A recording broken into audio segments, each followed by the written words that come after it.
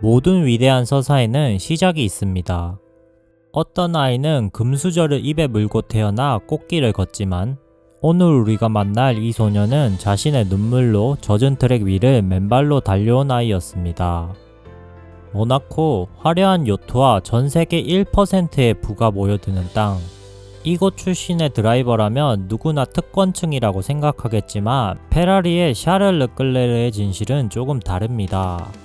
그의 뒤에는 후원금 대신 미용가이를 잡았던 아버지의 거친 손이 있었고 서킷의 영광 뒤에는 먼저 떠나간 친구들의 영정사진이 놓여 있었습니다. 무엇보다 이 남자의 인생을 바꾼 건 단 한 문장의 거짓말이었습니다. 죽어가는 아버지의 손을 잡고 아직 손에 쥐지 못한 페라리 계약서를 따냈다고 거짓말을 했던 소년. 오늘 우리는 그 슬픈 거짓말을 끝내 진실로 바꾸기 위해 지옥 같은 5년을 견뎌온 한 남자의 처절한 연대기를 시작하려 합니다.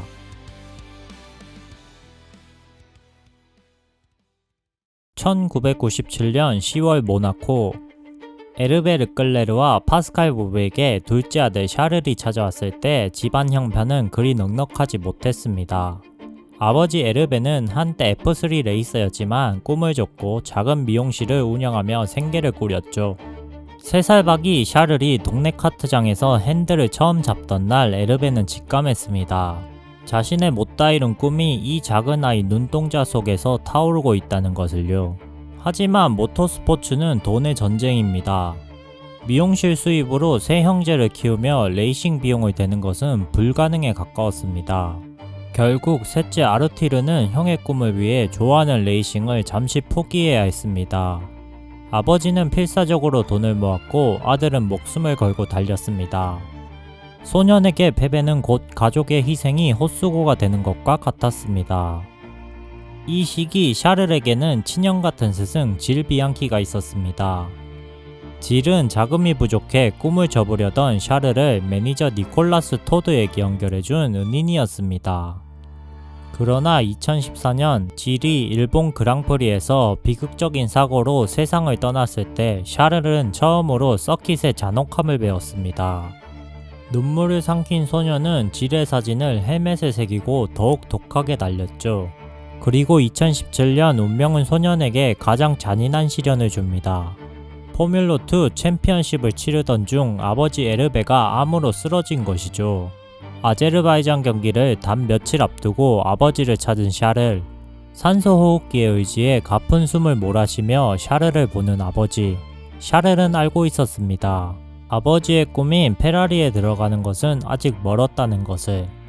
자신이 계약한 곳은 하위권 팀 자우버뿐이라는 것을. 하지만 아버지가 페라리의 붉은 슈트를 입은 아들을 보는 것이 평생의 소원이었음을 알기에 소녀는 생애 가장 무거운 거짓말을 내뱉습니다. 아버지, 나 페라리랑 계약했어. 내년엔 진짜 F1에서 뛰어. 그 거짓말을 들은 아버지는 생애 가장 환한 미소를 지으며 며칠 뒤 눈을 감았습니다.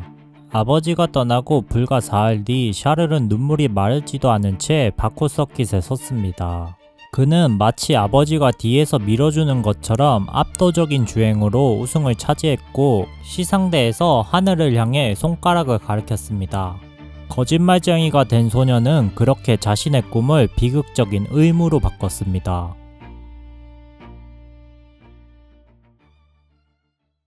2019년 샤를 르클레르는 드디어 아버지에게 했던 그 거짓말을 진실로 만듭니다. 단 데뷔 1년 만에 페라리의 부름을 받은 것이죠. 당시 페라리는 4회 챔피언 세바스찬 베텔이 버티고 있던 거대한 성체였습니다. 사람들은 21살의 이 왕자님이 베텔의 보조 드라이버 역할에 그칠 것이라고 예상했습니다. 하지만 샤를은 그 예상을 비웃듯 트랙 위에서 자신의 정체성을 증명하기 시작합니다. 바레인에서의 첫 폴 포지션. 엔진 이슈만 아니었다면 그는 두 번째 경기만에 우승컵을 들어올렸을 겁니다. 그가 엔진 결함으로 선두를 내주면서도 묵묵히 차를 끌고 왔을 때 전세계 T4C들은 직감했습니다. 이 아이 단순한 유망주가 아니다. 그리고 운명의 이탈리아 몬자 그랑프리. 페라리의 성지에서 샤를은 메르세데스의 해밀턴과 보타스의 파상 공세를 53랩 동안 온몸으로 막아냈습니다. 사이드 바이 사이드 상황에서도 굴하지 않은 그 공격적인 방어, 마치 비앙키가 차 안에서 함께 타고 있는 듯한 필사적인 주행이었습니다. 그가 1위로 체커기를 받았을 때 문자는 붉은 연기로 뒤덮였습니다. 9년 만에 페라리 홈 우승. 사람들은 소리 높여 외쳤습니다. 운명을 지어진 자가 나타났다. 샤를은 그날 비로소 페라리의 진짜 왕자님으로 즉위했습니다.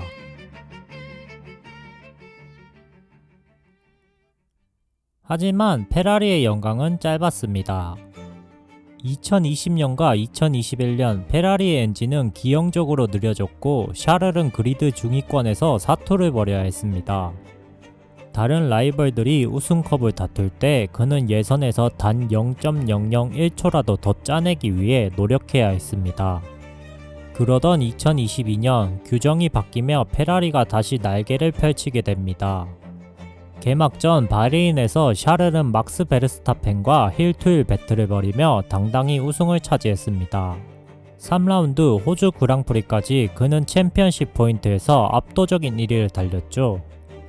전 세계가 말했습니다. 이제 르클레르의 시대다. 그러나 희망은 가장 잔인한 방식으로 꺾였습니다.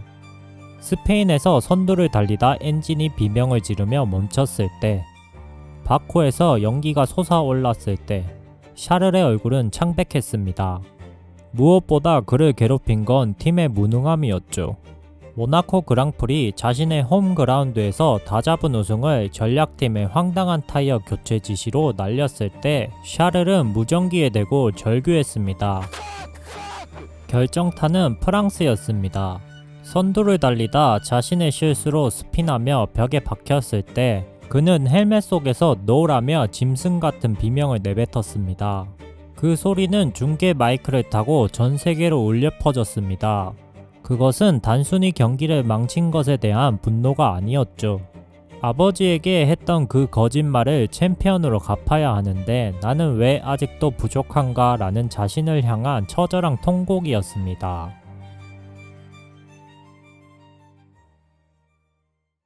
2024년 5월 26일 샤를 르클레르의 인생에서 가장 길었던 78랩이 시작되었습니다. 모나코는 그에게 늘 상처만 주던 땅이었죠. 매번 폴 포지션을 잡아도 운명에 가로막혔던 곳. 하지만 그날 샤를은 뭔가 달랐고 그는 레이스 내내 차분했습니다. 평소답지 않게 차분한 목소리로 타이어 상태를 보고했고 뒤에서 압박하는 피아스트리를 노련하게 따돌렸습니다. 그리고 마지막 랩 터널 구간을 빠져나와 항구 구간을 지날 때부터 샤를의 시야는 흐려지기 시작했습니다. 헬멧 안에서 눈물이 쏟아졌기 때문입니다. 그는 나중에 고백했습니다. 마지막 10랩 동안 차 모는 게 아니라 아버지를 생각했어요. 아버지가 이 모습을 보셨어야 하는데. 체커기를 받는 순간 모나코의 모든 요트가 일제히 경적을 울렸습니다. 93년 만에 모나코 자국민 우승. 그는 차에서 내려 페라리의 팀원들의 품에 안겨 어린아이처럼 울었습니다. 시상대 위에서 모나코 국가가 울려 퍼질 때 그는 고개를 들어 하늘을 보았습니다. 7년 전 병실에서 했던 그 거짓말. 아버지, 나 페라리랑 계약했어. 그 거짓말이 비로소 성부를 이룬 순간이었습니다. 이제 그는 더 이상 거짓말쟁이가 아닌 조국을 구한 왕자님이었습니다.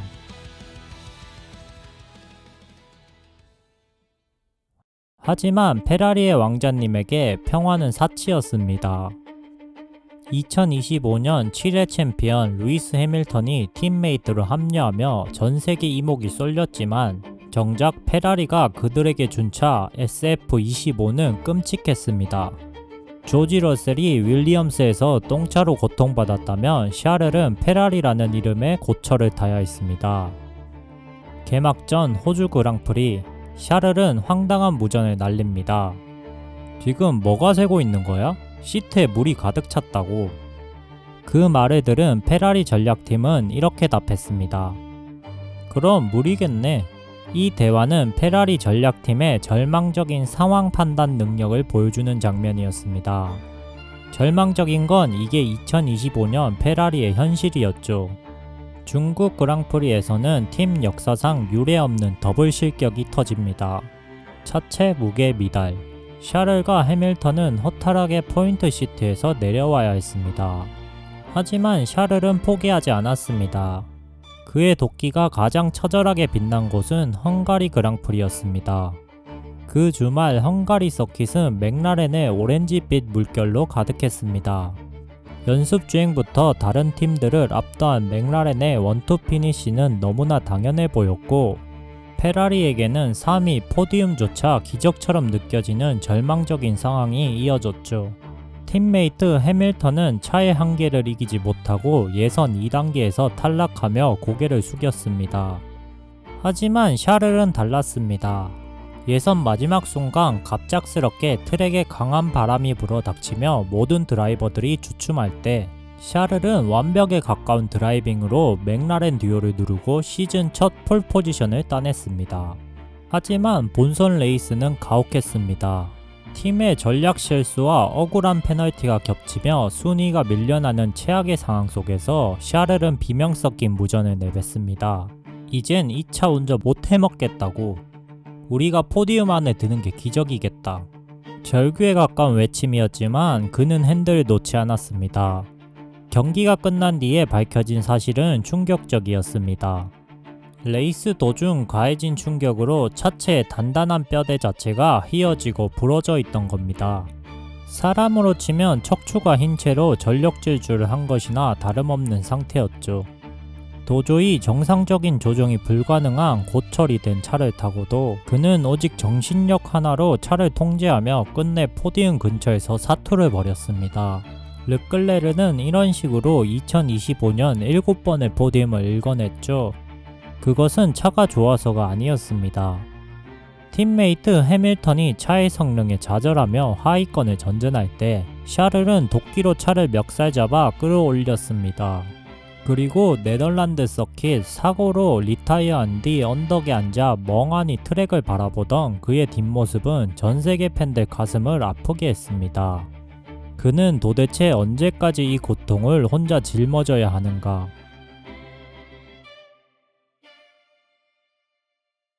이제 2026년입니다. 포뮬러1 모든 것이 바뀌는 대격변의 시대. 르클레르에게 주어진 주사위는 이제 단 한 번뿐입니다. 메르세데스 엔진이 역대급 성능을 보여준다는 루머가 돌고 있고, 페라리는 다시 한번 승부를 걸기 위해 2025년 개발을 조기에 종료하고 2026년에 모든 사활을 걸었습니다. 샤를은 말합니다. 나의 꿈은 여전히 붉은 차를 타고 챔피언이 되는 것이다. 이것은 아버지와 했던 마지막 약속이기 때문이죠. 하지만 패독에서는 그의 이적설이 끊이지 않습니다. 2025년 차가 고장나고 시트가 물에 젖는 수모를 겪으면서도 페라리를 지켰던 그였지만 이제는 결과가 필요할 때입니다.